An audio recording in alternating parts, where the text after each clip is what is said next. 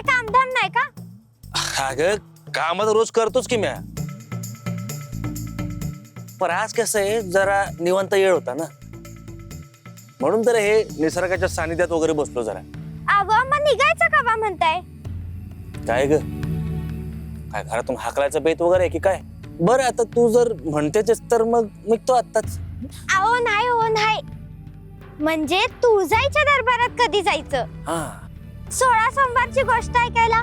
वय ग, जायचं तर आहेच. मी बी तेच म्हणत होतो की निघायची वेळ झालीये. आम्ही पाठवलेला संदेश देवींपर्यंत पोहोचला आहे. त्या नक्कीच अधिक सावध झाल्या असतील. चातुर्मास पोथीच्या रक्षणासाठी त्यांनी कोणती योजना आखली आहे हे आम्हाला देखील पाहायचं आहे. काय हो काका, कसले विचार ठरवलात? आधीच उशीर झालाय, चला की. काय नाही, चल चल. चला. आजची गोष्ट कदाचित अनेक प्रश्नांची उत्तरं देऊन जाणार.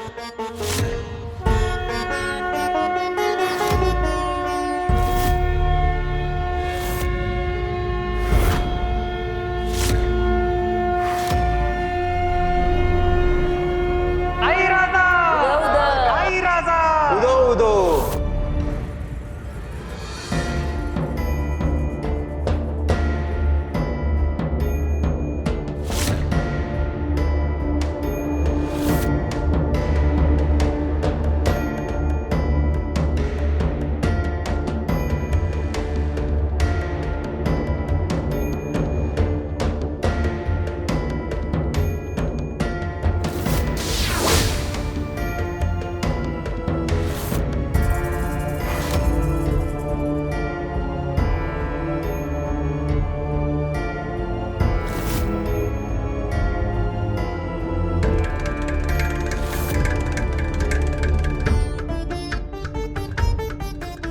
देवी, कथा पुढे नेण्या अगोदर आजपर्यंत काय झाले हे थोडक्यात सांगते, चाल?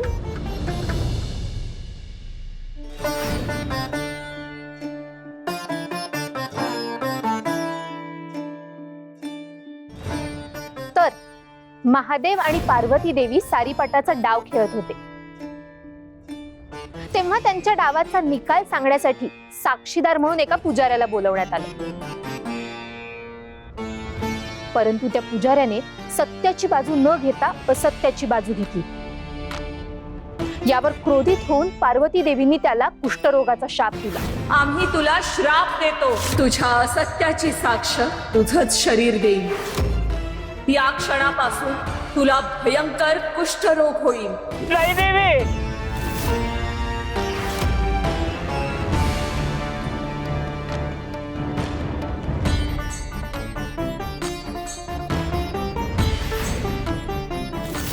यानंतर काही काळाने मनोभावे पार्वती देवींनी महादेवांची पूजा केली आणि पूजा झाल्यावर त्यांना तोच पुजारी भेटला. परंतु यावेळी तो तर शापमुक्त झाला होता. हा चमत्कार नक्की घडला कसा हे विचारण्यासाठी देवींनी महादेवांना जाब विचारला. स्वामी, हा शापमुक्त कसा झाला? तुम्हीच याला मुक्त केलं का? पार्वती, आम्ही तुमच्या न्यायाचा अनादर केलेला नाही. असत्याची साथ देणाऱ्याला मी शिक्षा दिली होती, मग माझ्या निर्णयाला निष्प्रभ करण्याचा अधिकार तुम्हाला कोणी दिला? प्रत्येक शिक्षेची एक मर्यादा असते. तेव्हा त्या पुजाऱ्याने पार्वती देवींना 16 सोमवारचं संपूर्ण व्रत, त्याचे विधी आणि त्यामागचं रहस्य सांगितलं आणि मग देवींना 16 सोमवारच्या व्रताचं महत्त्व समजलं. देवी, परंतु माझ्या मनात एक प्रश्न आहे. पार्वती देवी म्हणजे साक्षात आदिशक्तीचं रूप, महादेवांची अर्धांगिनी, तरी सुद्धा त्यांना अशा व्रताची आवश्यकता का पडावी? त्यांच्या आयुष्यात असा कोणता प्रसंग आला होता की त्यांनाही 16 सोमवारचं व्रत करावं लागलं? आता तुम्हीच या प्रश्नाचं उत्तर द्या. पद्मा, हा प्रश्न केवळ तुलाच पडलेला नाही. जो प्रश्न तुझ्या मनात निर्माण झालाय, अगदी हाच प्रश्न त्या काळी स्वयं महादेवांच्या मनातही निर्माण झाला होता आणि त्या प्रश्नाचं उत्तरच आजच्या कथेचा प्रारंभ आहे. 16 सोमवारच्या व्रताचा संकल्प केल्यानंतर पार्वती मातेने कैलासावर त्या व्रताची तयारी सुरू केली. त्यांच्या समोर साक्षात महादेवांचं विशाल शिवलिंग विराजमान होतं. त्या अत्यंत श्रद्धेने पूजेची मांडणी करत होत्या. तेव्हा महादेव त्यांच्या जवळ आले. त्यांनी प्रेमाने विचारलं, देवी, तुम्ही हे काय करत आहात? साक्षात आदिशक्तीचा अंश असून तुम्हाला या व्रताची आवश्यकता का भासावी? त्यावर पार्वती माता हसल्या, पण त्या हास्यामागे एका आईचं दुःख दडलं होतं. त्या म्हणाल्या, स्वामी, मी आदिशक्ती असेन, पण त्याआधी मी एका लेकराची आई आहे. कित्येक युग झाली कार्तिकेय माझ्यापासून दूर आहे. आज त्याची आठवण मनाला असह्य होते. आईचं हृदय हे शक्तीपेक्षा मायेनं चालतं. महादेव म्हणाले, जिच्या चरणी संपूर्ण विश्वाची शक्ती आहे, तीच आज आपल्या पुत्रासाठी एवढी व्याकुळ झाली आहे. त्यावर पार्वती माता म्हणाल्या, स्वामी, प्रत्येक आई आपल्या लेकरासाठी अशीच व्याकुळ होत असते. म्हणूनच मला विश्वास आहे, हे 16 सोमवारचं व्रत ज्या माता श्रद्धेने करतील त्यांच्या लेकरांच्या कल्याणासाठी ते नक्कीच फळ देईल.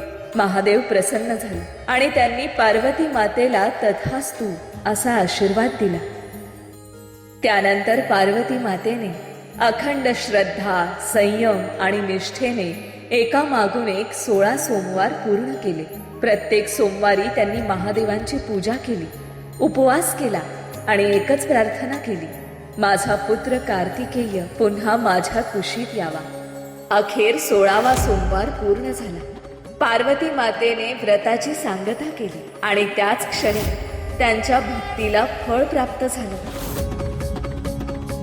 आकाशात अचानक दिव्य प्रकाश प्रकट झाला. त्या प्रकाशातून मोरावर आरूढ झालेला कार्तिकेय कैलासाच्या दिशेने येताना दिसला. आपल्या पुत्राला पाहताच पार्वती मातेच्या डोळ्यात आनंद अश्रू दाटून आले. अनेक युगांची प्रतीक्षा त्या एका क्षणात संपली. देवी, अहो 16 सोमवारच्या व्रताने तर चमत्कार केला. आईपासून दुरावलेले मूल पुन्हा तिला भेटले. 16 सोमवारच्या व्रताची सांगता होताच पार्वती मातेच्या भक्तीला फळ प्राप्त झालं. अनेक युगांनंतर माता आणि पुत्र यांचं मिलन घडून आलं. आपल्या पुत्राला कुशीत घेत पार्वती मातेने त्याची प्रेमाने विचारपूस केली. कार्तिकेयने मात्र प्रथम त्यांच्या चरणी मस्तक ठेवलं आणि म्हणाला, माते, माझ्याकडून चूक झाली, मला शिक्षा करा. पार्वती मातेने प्रेमाने विचारले, कार्तिकेय, अशी कोणती चूक झाली? तेव्हा कार्तिकेय म्हणाला, माते, युद्ध, भ्रमंती आणि माझे कर्तव्य यात मी इतका गुंतलो की घराकडे परतणंच विसरलो. पण आज अचानक तुमची इतकी तीव्र आठवण झाली की एका क्षणाचाही विलंब न करता मी कैलासाकडे निघालो. ही भावना अचानक का जागी झाली हेच मला समजत नाही. त्याच वेळी महादेव तिथे आले. त्यांनी स्मित करत सांगितलं, कार्तिकेय, तुझ्या मनात जागृत झालेली ही ओढ योगायोग नाही, तुझ्या मातेने केलेल्या 16 सोमवारच्या व्रताचं ते फळ आहे. 16 सोमवारचं व्रत? कार्तिकेय आश्चर्याने म्हणाला. तेव्हा पार्वती मातेने त्याला त्या व्रताचा संपूर्ण विधी, त्याचं महत्व आणि श्रद्धेने ते कसं करायचं हे सविस्तर सांगितलं. हे सर्व ऐकून कार्तिकेयने एक प्रश्न विचारला, माते, हे व्रत फक्त स्त्रियांनीच करायचं असतं का? आणि तेही केवळ ठराविक इच्छेसाठी? पार्वती माता मंद हसल्या. त्या म्हणाल्या, नाही पुत्र, भक्तीला स्त्री पुरुष असा भेद नसतो. ज्याच्या मनात श्रद्धा आहे तो कोणताही भक्त हे व्रत करू शकतो. हे ऐकताच कार्तिकेयच्या चेहऱ्यावर आनंद उमटला. तो म्हणाला, माते, मग मीही हे व्रत करीन, श्रद्धेने आणि न चुकता करीन. पार्वती माता क्षणभर आश्चर्यचकित झाल्या. त्यांनी प्रेमाने विचारलं, पण पुत्रा, तुला हे व्रत कोणत्या इच्छेसाठी करायचंय?